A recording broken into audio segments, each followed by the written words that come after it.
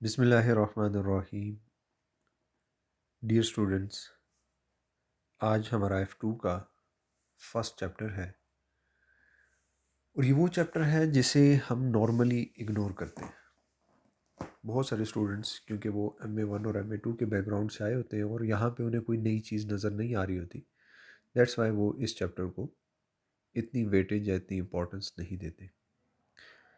But past papers में ये देखा गया है कि इस चैप्टर से भी एग्जामिनर ज़रूर आपसे एक से दो MCQ ज़रूर टच करता है। तो MCQs क्या होते हैं, इस चैप्टर में हम क्या पढ़ेंगे, तो आज की ये जो वीडियो लेक्चर है इसमें वो हम सारी चीज़ें देखेंगे। तो सबसे पहले जो हम स्टार्ट ले रहे हैं, पहली चीज़ देखेंगे वो है डाटा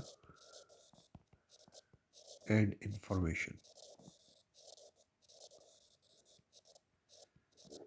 तो हमें पता होना चाहिए what is the difference between data, what is data and what is information. Number 2, इस चैप्टर में पढ़ेंगे एट्रीब्यूट्स और qualities of good information.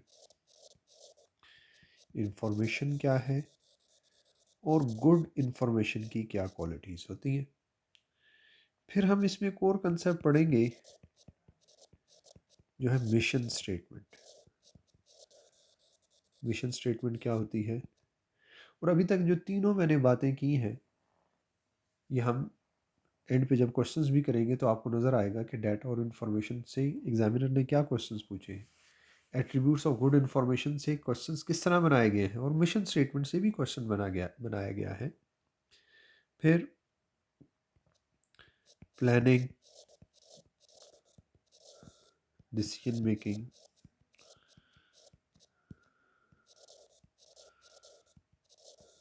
And control. Planning क्या होती है, फिर प्लानिंग में हम देखेंगे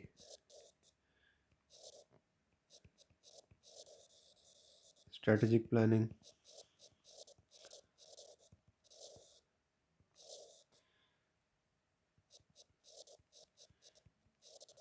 टैक्टिकल प्लानिंग एंड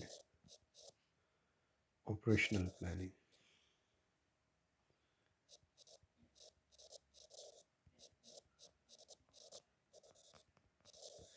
इसके ऊपर भी एग्जामिनर हमसे पूछ चुका है और कंट्रोल पे भी ज़रूर एक सवाल आता है।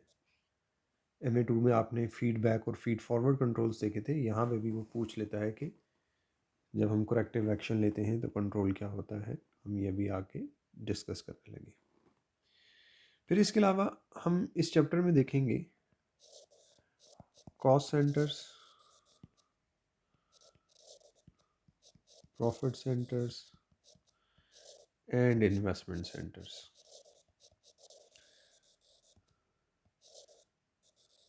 आपको MA1 से याद होंगे ये सेंटर्स, हम बार बार पढ़ते आ रहे हैं। ये वही cost, profit, investment, revenue centres भी हो सकते हैं।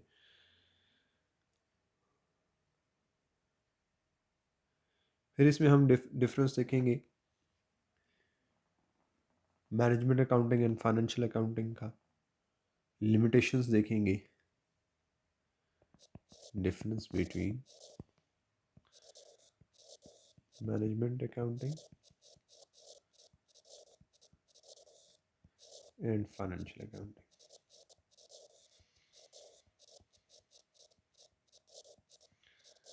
और लास्ट में हम लिमिटेशंस भी देख लेंगे कि क्या लिमिटेशंस होती हैं।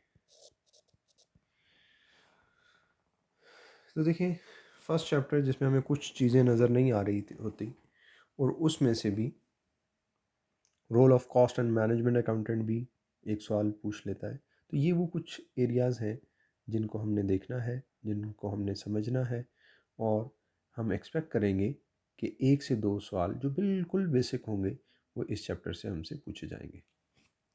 तो चलते हैं सबसे पहले जो हमने फर्स्ट टॉपिक लिखा था, डाटा एंड इंफॉर्मेशन।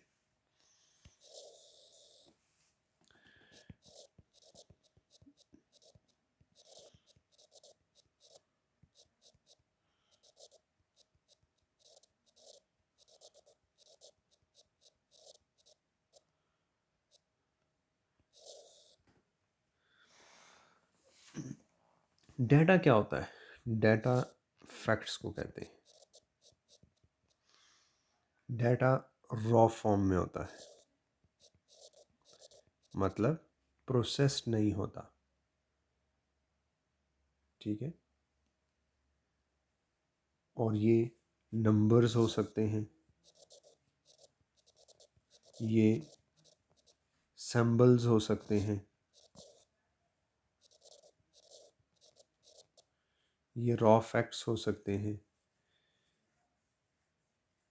ये इवेंट्स हो सकते हैं, ट्रांजैक्शंस हो सकती हैं, बट ये प्रोसेस नहीं है। जब प्रोसेस नहीं है तो ये मीनिंगफुल नहीं। और जब इसी डाटा को, ये जो डाटा है, इस डाटा को हम क्या करेंगे? प्रोसेस्ड करेंगे, मीनिंगफुल बनाएंगे, तो ये क्या बन जाएगा?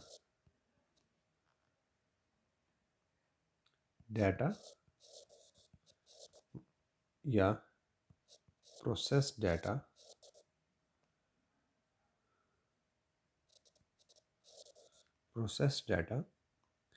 जो क्या बन गया? मीनिंगफुल।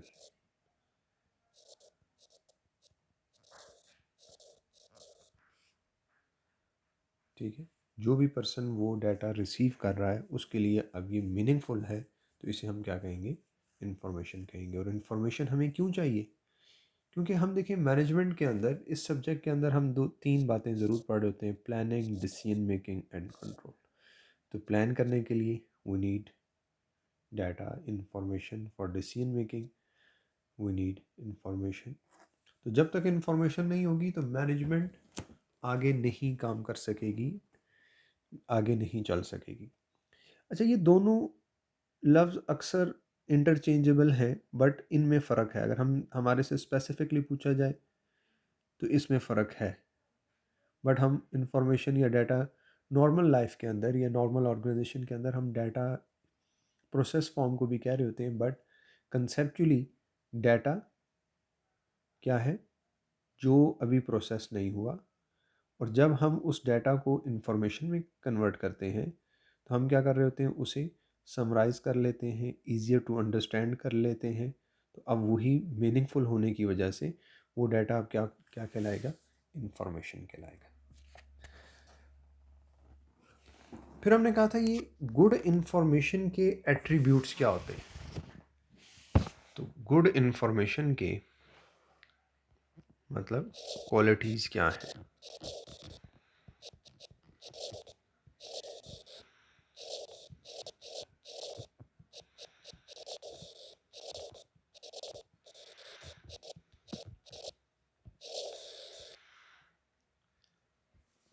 तो याद रखने के लिए आप याद रख सकते हैं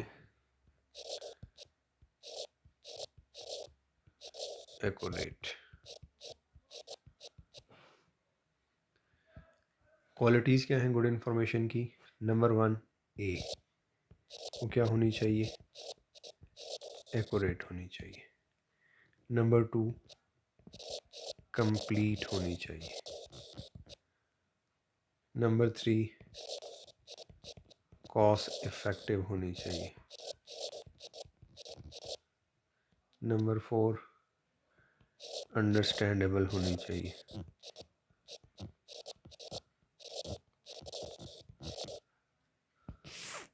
नंबर 5, रेलेवेंट होनी चाहिए।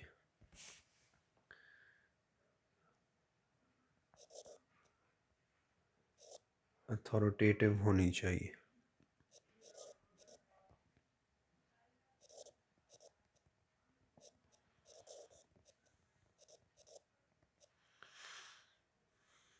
टी, टाइमली होनी चाहिए। और इजी टू यूज़। तो ये क्वालिटीज़ हैं, एक एक को डिस्कस कर लेते हैं।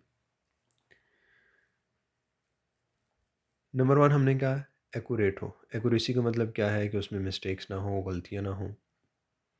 कंप्लीट हो। कंप्लीट का मतलब जो जो चीज़ें आपको डाटा रिक्वायर्ड था वो तमाम डाटा उसमें मौजूद है।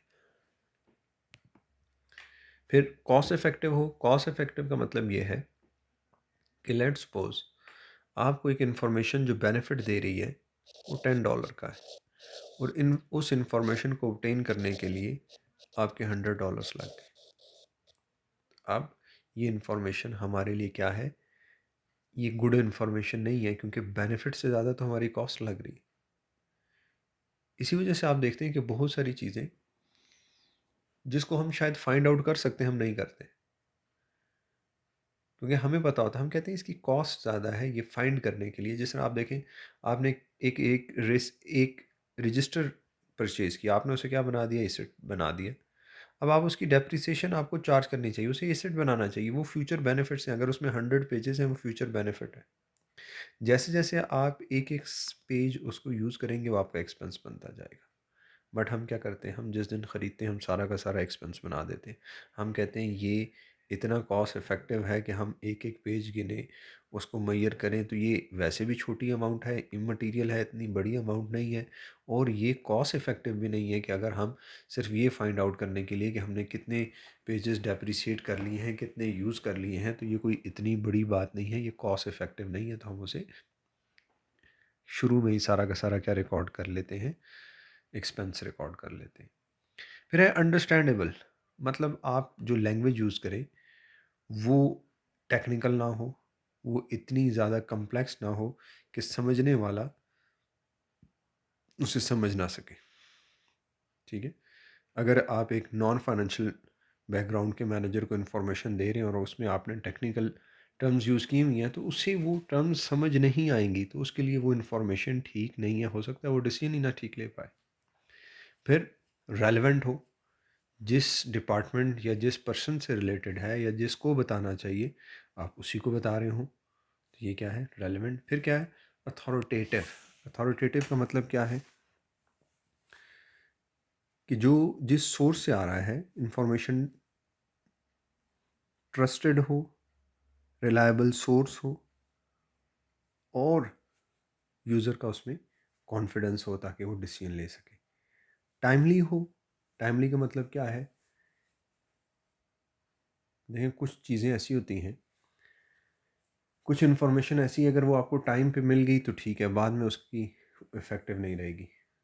लेट्स सपोज कि आपने एक जगह ट्रैवल करना था, आपने एडवांस बुकिंग की हुई थी, और आप एयरपोर्ट पे पहुंच गए, और सारा चेक इन, जब आप बड़ी दूर से आए, आपने एक और सिटी में थे, आपने वहाँ से फ़्लाइट ली और आप एयरपोर्ट पे पहुँचे, और आपको उस टाइम पता चला कि वो जो आपकी फ़्लाइट है वो तो कैंसिल होगी और आप 2 दिन आगे फ़्लाइट नहीं है।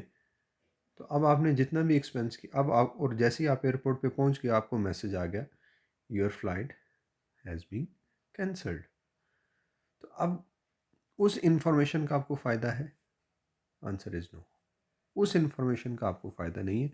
क्यों? क्योंकि वो टाइमली नहीं है, क्योंकि आप उस पर कॉस्ट लगा चुके हैं। अगर यही आपको पहले पता चल जाती, आप अभी घर से ना निकले होते, आपने ट्रैवलिंग ना की होती, आपने वो कॉस्ट ना लगाई होती, तो इन्फॉर्मेशन क्या है? टाइमली भी होनी चाहिए और इजी टू यूज़ भी हो। ठीक है? ये सारी चीज, ये क्या है? क्वालिटीज़ हैं किसकी? गुड इन्फॉर्मेशन की। फिर इसके बाद नेक्स्ट है मिशन स्टेटमेंट।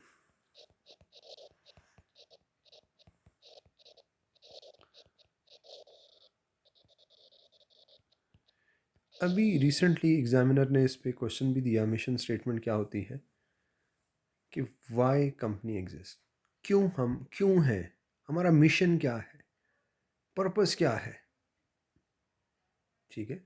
और मिशन स्टेटमेंट इन राइटिंग होता है। ठीक है? और ये क्या बताने की कोशिश कर रहा है कि ये ओवरऑल, एक तो बात याद रखें कि ये होल पर्पस ऑफ बिजनेस बताता है कि वाई वी एग्जिस्ट, हम क्यों एग्जिस्ट करते हैं। तो इसके 4 की एलिमेंट्स हैं। Number 1 purpose, number 2 strategy,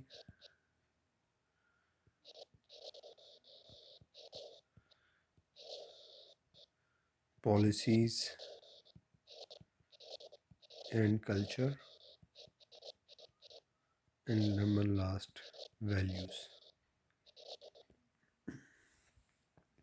values का मतलब क्या है कि हमारे क्या कोर प्रिंसिपल्स हैं, किन असूलों के ऊपर हम काम कर रहे हैं। पॉलिसीज़ क्या हैं, ठीक है। कल्चर क्या है, हम अपने स्टाफ से क्या एक्सपेक्ट करते हैं, वो किस तरह बिहेव करे, किस तरह रहे। हम स्ट्रेटजी क्या है कि हम क्या काम करते हैं, किस तरह करते हैं और क्यों करते हैं, why does the business exist, और किसके लिए हम हैं। तो वो पर्पस आ गया, why does the business exist and दूसरी चीज़ क्या है, क्यों है और किसके लिए है। स्ट्रैटेजी, किस तरह से हम बिज़नेस कर रहे हैं। कल्चर, कि हम अपना बिज़नेस, हमारी पॉलिसीज़ क्या हैं, हमारा कल्चर क्या है। अब अक्सर आप देखते हैं हम कहते हैं इस ऑर्गेनाइजेशन का ये कल्चर है, तो वो कल्चर उसके कहाँ से पता चल रहा होता है, मिशन स्टेटमेंट से पता चल रहा होता है। नॉर्मली याद रखें कि ये कोई मिशन स्टेटमेंट कोई बहुत लंबी स्टेटमेंट नहीं होती, ये 3 to 4 लाइन्स या 5 लाइन्स होगी, मतलब बहुत भी मैक्सिमम हो, एक पेज से ज़्यादा इसकी लेंथ नहीं हो सकती। और ये वेरी जनरल स्टेटमेंट होती है, ये एम्स बता रही है ऑर्गेनाइजेशन की, ये ओपन एंडेड होती है, मतलब क्वांटिफाइबल टर्म्स नहीं होती, टाइम असाइन नहीं होती। हम ये नहीं कहते हम आने वाले 5 सालों में, हम कहेंगे हम आने वाले टाइम में सबसे बेहतरीन कंपनी, ये नहीं कि आने वाले इस 5 सालों में हम 10 मिलियन प्रॉफिट। तो ये क्या हो गया, क्वांटिफाइबल हो गया। तो मिशन स्टेटमेंट क्वांटिफाइबल नहीं होती, ठीक है।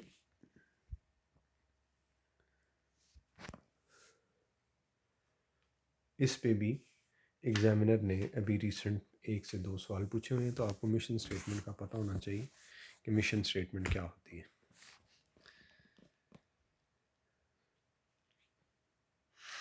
जैसा देखें बुक के अंदर मैंने एक मिशन देखा था, मिशन स्टेटमेंट होंडा की। अब होंडा का जो मिशन है, मिशन स्टेटमेंट सुने क्या है। वो कहते हैं जी, maintaining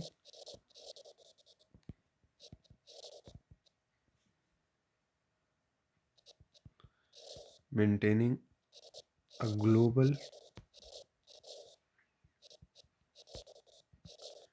view point, we are dedicated to supplying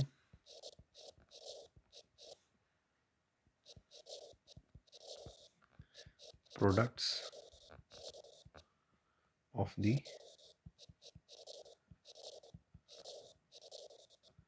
highest quality, yet at a reasonable price for worldwide customer satisfaction.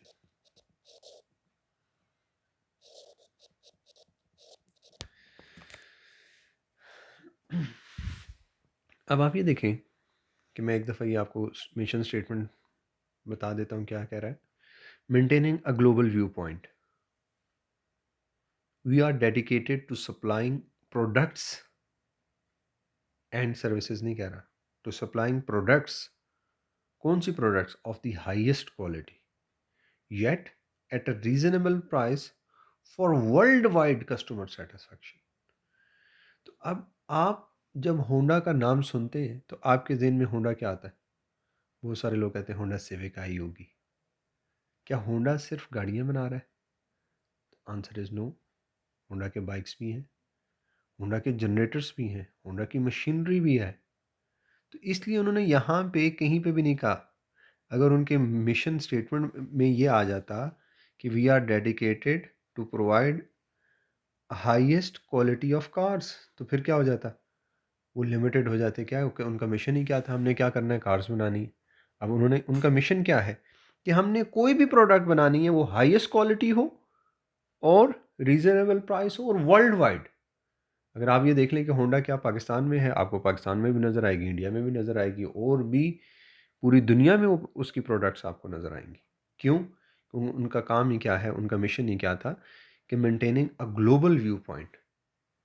बात समझ आइए। तो हमने यही कहा था कि ये ओपन एंडेड है, टाइम इसमें नहीं है, ठीक है। और हम क्यों एग्जिस्ट करते हैं, किसके लिए एग्जिस्ट करते हैं, तो देखें इस 3 लाइनों में बहुत सारे आपको आंसर्स मिल रहे हैं।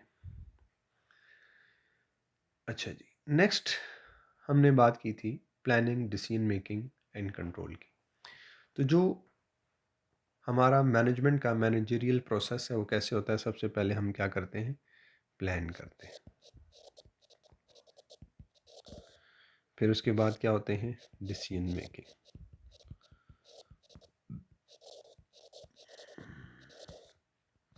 देन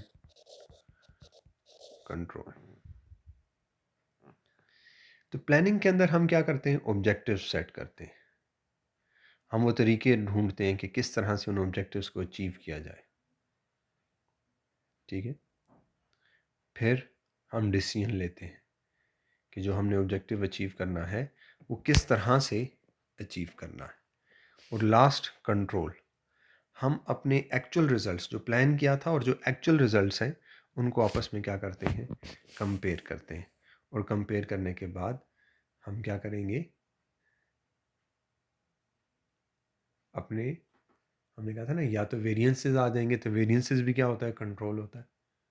तो फिर हम दोबारा से हम अपने ऑब्जेक्टिव्स को क्या कर लेंगे, रिवाइज कर लेंगे। अगर कोई ज़्यादा डिफरेंस आ रहा है तो या तो हमारी एग्जीक्यूशन ठीक नहीं थी, या हमारा प्लान ठीक नहीं था। प्लान ठीक नहीं था तो प्लान को ठीक करें, और एग्जीक्यूशन ठीक नहीं थी तो एग्जीक्यूशन को ठीक करें।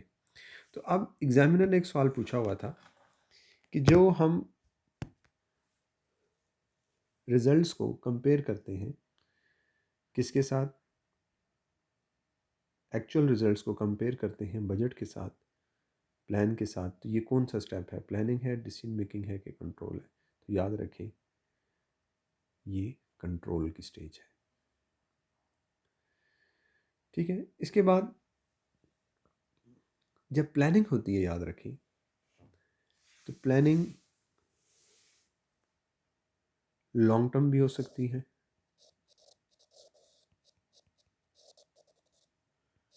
शॉर्ट टर्म भी हो सकती है,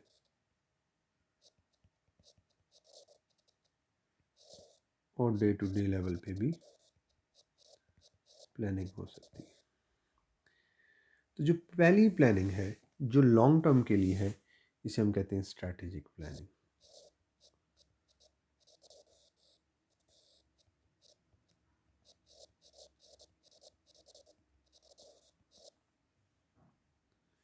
जो शॉर्ट टर्म के लिए है इसे हम कहते हैं टैक्टिकल प्लानिंग।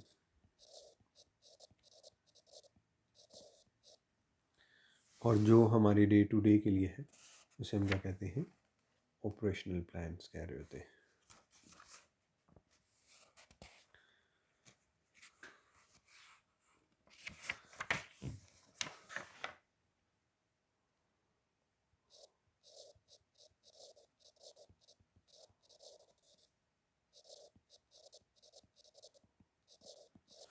स्ट्रैटेजिक प्लानिंग को हम कॉर्पोरेट प्लानिंग भी कहते हैं। अच्छा, अगर कहीं पे कॉर्पोरेट प्लानिंग हो तो वो भी स्ट्रैटेजिक ही है।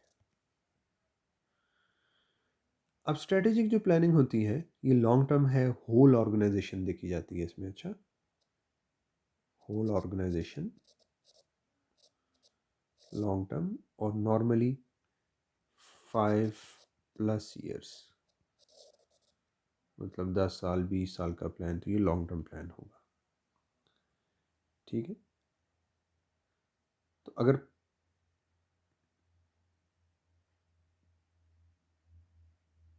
5 साल से कम है तो उसे हम क्या कहते हैं, मीडियम टर्म या short term, short to medium term जो होगी वो हमारे पास क्या होगी, टैक्टिकल प्लानिंग होगी। और इसमें हमने कहा था होल ऑर्गेनाइजेशन को देखते हैं। इसमें हो सकता है हम क्या कर रहे हो, कोई इंडिविजुअल एरिया देख रहे हो बिजनेस का कि हमने ख़ास प्रोडक्ट को कैसे ऊपर लेके जाना है, हमने मार्केटिंग को कैसे बेहतर करना है, हमने एडमिनिस्ट्रेशन को कैसे बेहतर करना है। ठीक है। और इसके अंदर जो हमारी मैनेजमेंट इन्वॉल्व होगी वो सीनियर और मिडिल मैनेजर्स होंगे। और लॉन्ग टर्म प्लानिंग के अंदर हमारे कौन से मैनेजर्स होंगे? सिर्फ सीनियर मैनेजर होंगे जो एज अ होल पूरी ऑर्गेनाइजेशन को देखेंगे, जो वो ऑब्जेक्टिव्स और प्लान बनाएंगे। वो किस लिए बनाएंगे? ताकि जो ओवरऑल कंपनी का क्या था, मिशन था, हम उस मिशन को क्या कर लें, अचीव कर लें। तो उस मिशन, असल में तो देखें ना, उस सारा एक सबसे लंबी जो प्लानिंग है, स्ट्रैटेजिक प्लान है, वो मिशन के लिए। और फिर जो टैक्टिकल प्लान है वो अब इसलिए बना रहा है कि जो हमने स्ट्रैटेजिक प्लान बनाया हुआ है उसको फॉलो करते हुए और स्प्लिट करेंगे तो वो क्या हो जाएगा, शॉर्ट टर्म प्लानिंग या टैक्टिकल प्लानिंग हो जाएगी। ठीक है, जिसमें हम individual areas of the business या ऑर्गेनाइजेशन को देखेंगे। फिर लास्ट हमने क्या कहा, ऑपरेशनल डिसीजंस जो हैं वो हम कहाँ पे करेंगे, ऑपरेशनल प्लानिंग में करेंगे। जो डेली हमारे पास प्रॉब्लम अराइज हो रही है उसमें किस तरह से काम करेंगे। और इसके अंदर तकरीबन हर मैनेजर क्या होगा, इन्वॉल्व होगा। तो देखें, आपने ये पिरामिड भी देखा होगा।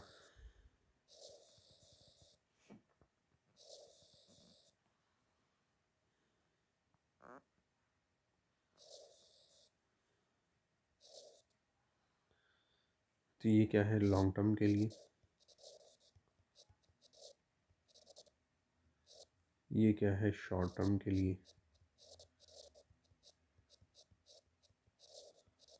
और ये क्या है डे टू डे।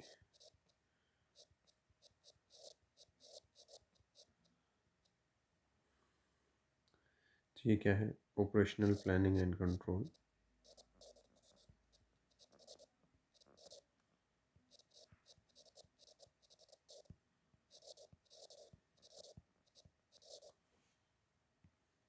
यहाँ पे हमारी टैक्टिकल प्लान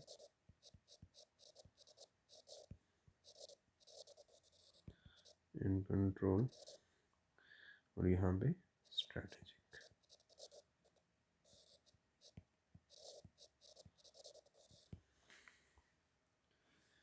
ठीक है, उम्मीद है आपको ये तीनों बातें समझ आ गई होंगी कि स्ट्रैटेजिक प्लान क्या होते हैं, टैक्टिकल प्लान्स क्या हैं, ऑपरेशनल प्लान्स क्या हैं। फिर इसके बाद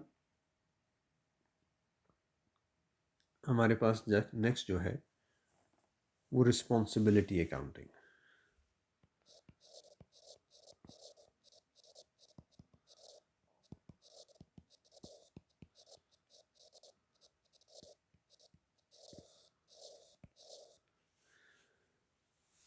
रिस्पॉन्सिबिलिटी अकाउंटिंग क्या है? हमने वो इंडिविजुअल पार्ट्स बिजनेस के देखने हैं जहाँ का मैनेजर उसके लिए रिस्पॉन्सिबल है। Responsibility accounting is based on identifying individual parts of the business which are the responsibility of a single manager। ठीक है, तो रिस्पॉन्सिबिलिटी सेंटर क्या हुआ, is an individual part of the business whose manager has personal responsibility for its performance। तो देखें, आप जिस चीज़ के लिए पर्सनली लायबल हैं इसका मतलब वो आपकी रिस्पॉन्सिबिलिटी है। ठीक है, अब इसके अंदर क्या कुछ आएगा, अभी हमने बात की थी थोड़ी देर पहले, हमने कहा था इसमें क्या आते हैं, कॉस्ट सेंटर्स। कॉस्ट सेंटर क्या है? ये कोई भी प्रोडक्शन या सर्विस, लोकेशन, फंक्शन, एक्टिविटी, ठीक है, जिसकी हम कॉस्ट आइडेंटिफाई कर रहे हैं, रिकॉर्ड कर रहे हैं, और उसका मैनेजर उन तमाम कॉस्ट के लिए क्या है, रिस्पॉन्सिबल है। उसे हम क्या कहेंगे, कॉस्ट सेंटर कहेंगे। जहाँ पे हमारी सिर्फ और सिर्फ क्या लग रही है, कॉस्ट लग रही है। रेवेन्यू सेंटर क्या होता है?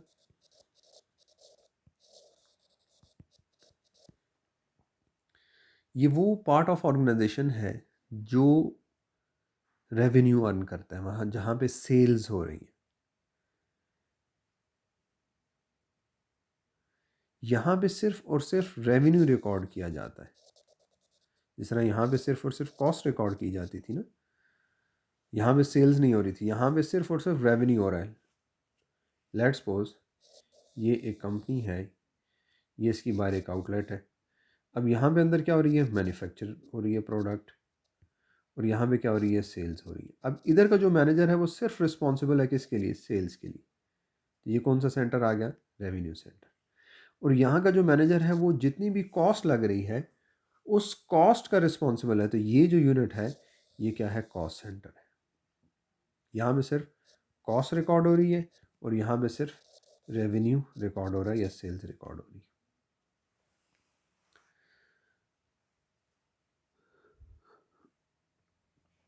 Third one is profit centre.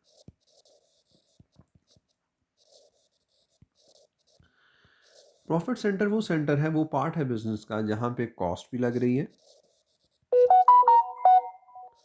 और रेवेन्यू भी वहाँ से अर्न किया जा रहा है। मतलब ये कोई ऐसा डिवीजन है जिसमें दोनों काम होते हैं, आपकी कॉस्ट भी लगती है और रेवेन्यू भी लगता है। तो अब जो मैनेजर है वो किसके लिए रिस्पॉन्सिबल है, वो कॉस्ट को मिनिमाइज करने और इस रेवेन्यू को मैक्सिमाइज, दोनों के लिए रिस्पॉन्सिबल है। ऐसे सेंटर को हम क्या कहेंगे, प्रॉफिट सेंटर कहेंगे। और लास्ट इज इन्वेस्टमेंट सेंटर।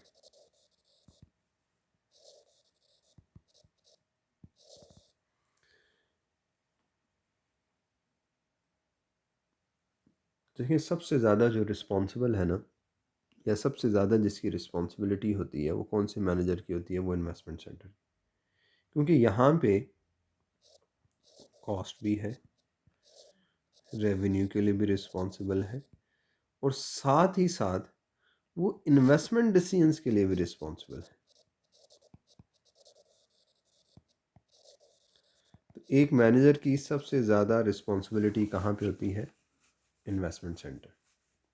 और यहाँ पे जब हमने इस मैनेजर की परफॉर्मेंस को मेजर करना है तो नॉर्मली हम क्या देख रहे होते हैं, आपको याद होगा, रिटर्न ऑन कैपिटल एम्प्लॉयड, कि जो हम रिटर्न कमा रहे हैं, जो टोटल हमने क्या किया हुआ है, इन्वेस्टमेंट की हुई है जो हमने, उसके ऊपर हमें क्या रिटर्न, क्या प्रॉफिट आ रहा है।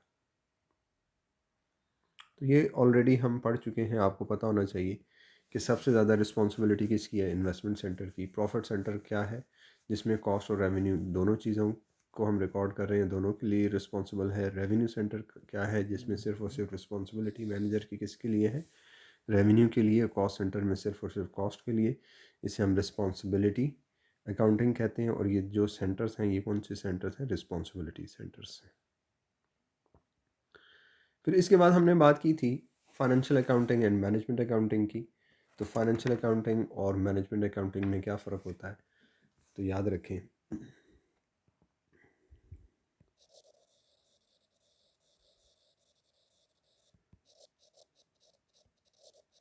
ये सवाल भी अक्सर एग्जामिनर पूछ लेता है कि कौन सी चीज़ कौन सी अकाउंटिंग में आएगी। अच्छा, कि ये फाइनेंशियल अकाउंटिंग का पार्ट है या मैनेजमेंट अकाउंटिंग का। तो पहली अगर बात की जाए तो ये इंटरनल पर्पस होता है, इंटरनल यूज़ है, और ये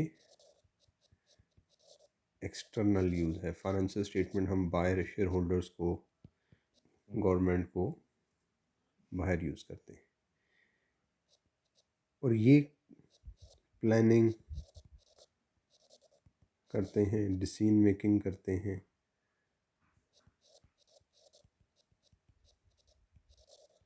इसमें 3 काम होते हैं, planning, decision making, control.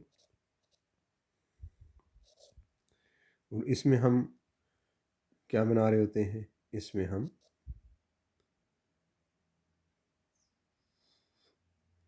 Financial performance के लिए प्रॉफिट एंड लॉस बना रहे होंगे, और फाइनेंशियल पोजीशन के लिए स्टेटमेंट ऑफ फाइनेंशियल पोजीशन बना रहे होंगे। यहाँ पे हमें इंफॉर्मेशन चाहिए फाइनेंशियल स्टेटमेंट्स बनाने के लिए, यहाँ पे प्लानिंग, डिसीजन मेकिंग और कंट्रोल की चाहिए। यहाँ पे इसकी कोई लीगल रिक्वायरमेंट नहीं है, no legal requirement, but listed company के लिए लीगली रिक्वायर्ड है कि वो अपने अकाउंट्स प्रोड्यूस करे, उसे सबमिट करे। अच्छा, यहाँ पे कोई इसका फॉर्मेट नहीं है, नो फॉर्मेट। यहाँ पे हमारे पास फॉर्मेट्स हैं, फॉर्मेट्स अवेलेबल, और उसको हमने यूज़ करना है। जिस तरह हमारे पास अकाउंटिंग स्टैंडर्ड्स हैं,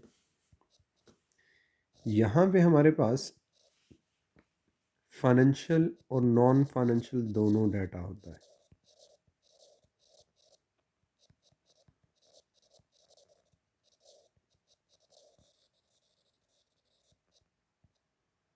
और ये मोस्टली क्या है, फाइनेंशियल है।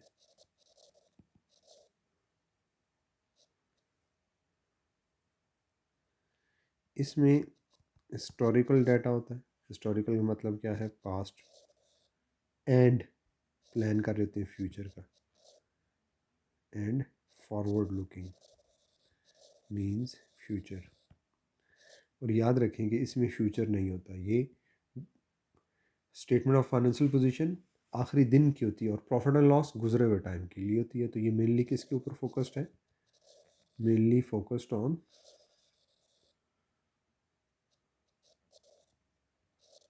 Historical records.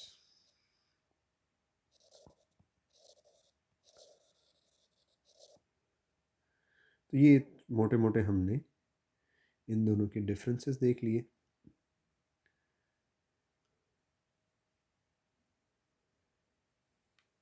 तो हम नॉर्मली मैनेजमेंट अकाउंटिंग में क्या कर रहे होते हैं, budgets, forecast, profitability reports, cash flow reports, investment appraisal कर रहे हैं, वेरिएंसेस देख रहे हैं। तो ये सारा काम हम कहाँ पे कर रहे हैं, मैनेजमेंट अकाउंटिंग में कर रहे हैं। बट अगर हम बात करें फाइनेंशियल अकाउंटिंग में, तो वहाँ पे हम फाइनेंशियल स्टेटमेंट्स बना रहे हैं। अच्छा, फिर हमने कहा था लिमिटेशंस की भी, आखिर में हमने कहा था कि मैनेजमेंट इन्फॉर्मेशन की कुछ लिमिटेशंस हैं। कि देखो, एक, जब हम ज़्यादा डिटेल में जाएंगे तो टाइमली नहीं होगा। हमने कहा था टाइमली रिपोर्ट्स, टाइमली हमें डाटा चाहिए होता है। जब ज़्यादा डिटेल होगा टाइमली नहीं होगा। एक्यूरेसी, जिस तरह हमने कहा फ्यूचर प्लान, फोरकास्ट, वहाँ पे एक्यूरेसी का मसला हो सकता है। ठीक है। और हो सकता है अंडरस्टैंडेबल ना हो। जब आप जितनी ज़्यादा डिटेल और कम्प्लेक्स चीज़ों में जाएंगे तो वहाँ पे अंडरस्टैंडेबिलिटी का भी इशू आ सकता है। और इसी चैप्टर में लास्ट में उसने रेलेवेंट कॉस्ट एंड रेवेन्यू की बात की है, जो हम फ्यूचर में चल के भी देखेंगे कि रेलेवेंट कॉस्ट क्या होती है, जो फ्यूचर हो। Future cost is a relevant cost. Incremental, incremental क्या होता है, जो डिसीजन की वजह से एक्स्ट्रा कॉस्ट लग रही है, वो एक्स्ट्रा कॉस्ट या रेवेन्यू, वो भी क्या है, रेलेवेंट है। और कैश फ्लो रेलेवेंट है। तो याद रखो क्या चीज़ रेलेवेंट नहीं होती डिसीजन मेकिंग में, नॉन कैश, पास्ट, जिसे हम सन कॉस्ट भी कहते हैं, कमिटेड, जो ऑलरेडी आपने कमिटमेंट की है, these are non relevant cost, जो हमारे डिसीजन पे इफेक्ट नहीं करती, and these are relevant cost. तो ये हमारे पास, हमने ये 30 मिनट्स में देखा कि फर्स्ट चैप्टर में हमारे पास क्या है। दोबारा एक दफ़ा मैं आपको शुरू से बता देता हूँ, डाटा और इन्फॉर्मेशन में क्या फ़र्क है। हमने ये देख लिया, डाटा क्या होता है, रॉ फैक्ट्स हैं, नंबर्स हैं, सिंबल्स हैं, और उन्हीं को अगर प्रोसेस कर दिया जाए, मीनिंगफुल बना दिया जाए, तो वो इन्फॉर्मेशन बन जाएगी। क्वालिटीज़ हमने कहा था, एक्यूरेट होना, कंप्लीट होना, cost effective, understandable, relative, relevant, authoritative, timely, easy to use. फिर मिशन स्टेटमेंट की बात हुई कि purpose, strategy, policies, culture, values, 4 चीज़ें होती हैं मिशन में। और मिशन होता क्या है, हम क्यों एग्जिस्ट करते हैं, हमारा मकसद क्या है। तो जिस तरह मैंने होंडा की आपको एग्जांपल बताई। फिर हमने कहा प्लानिंग, प्लानिंग किस तरह होती है, स्ट्रैटेजिक प्लान या कॉर्पोरेट प्लानिंग होती है जो लॉन्ग टर्म के लिए होती है, जिसमें होल ऑर्गेनाइजेशन होती है, जिसमें टॉप मैनेजमेंट इन्वॉल्व होती है। और नॉर्मली मोर देन 5 ईयर के जो प्लान होते हैं वो स्ट्रैटेजिक प्लान होते हैं। फिर शॉर्ट टर्म प्लान्स, जो इंडिविजुअल पार्ट्स ऑफ बिजनेसेस को देखा जाता है, उसे हम टैक्टिकल प्लान कहते हैं, जिसमें सीनियर और मिडल मैनेजमेंट होती है। और ये लेस देन 5 ईयर्स के लिए प्लान बनाए जाते हैं। और डे टू डे में तमाम मैनेजर्स इन्वॉल्व होते हैं जो जो हमें डेली रूटीन में प्रॉब्लम्स आ रही होती हैं। तो हमने ये सारी बातें देखी। फिर हमने उसके बाद रिस्पॉन्सिबिलिटी अकाउंटिंग की बात की कि रिस्पॉन्सिबिलिटी अकाउंटिंग में कॉस्ट सेंटर क्या है, revenue centre, profit centre and investment centre. Cost centre जो सिर्फ और सिर्फ रिस्पॉन्सिबल हैं कॉस्ट के लिए, रेवेन्यू सेंटर्स जो सिर्फ और सिर्फ रिस्पॉन्सिबल है रेवेन्यू के लिए, प्रॉफिट सेंटर जो दोनों के लिए, कॉस्ट एंड रेवेन्यू दोनों के लिए रिस्पॉन्सिबल हैं, और इन्वेस्टमेंट सेंटर जो कॉस्ट, रेवेन्यू प्लस इन्वेस्टमेंट तीन चीज़ों के लिए रिस्पॉन्सिबल है। फिर हमने बात की मैनेजमेंट अकाउंटिंग और फाइनेंशियल अकाउंटिंग की, उन दोनों के डिफरेंस के बारे में, और फिर लास्ट में हमने कहा क्या चीज़ रेलेवेंट है और कौन सी चीज़ नॉन रेलेवेंट है। उम्मीद है कि ये सारा चीज़ करने के बाद आपका कैप्लन का जो फर्स्ट चैप्टर है अकाउंटिंग फॉर मैनेजमेंट वो क्लियर हो गया होगा। और इस सारे में मैंने आपको 2 से 3 क्वेश्चंस भी बताए जो कि इंशाल्लाह हम अटैम्प्ट भी करेंगे कि फ़र्स्ट चैप्टर से हमें क्या क्या पूछा जा सकता है। इंशाल्लाह अब नेक्स्ट चैप्टर में आपके साथ मुलाकात होगी। अस्सलामु अलैकुम वरहमतुल्लाहि वबरकातुहू।